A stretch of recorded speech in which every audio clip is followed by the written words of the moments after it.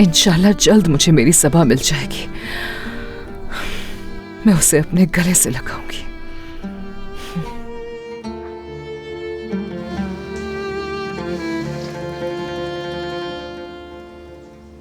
ये कौन है?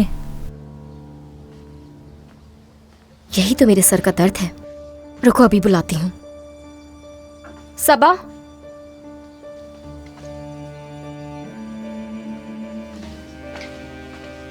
क्या तुमने किसी को बताया है कि मैं यहाँ काम करती हूँ? हाँ, एक आदमी अपने आप को तुम्हारे बाबा का दोस्त बता रहा था, उसे। और तुमने उसे सब कुछ बता दिया है ना? क्या नहीं बताना चाहिए था उसे? मेरी बात सुनो तुम।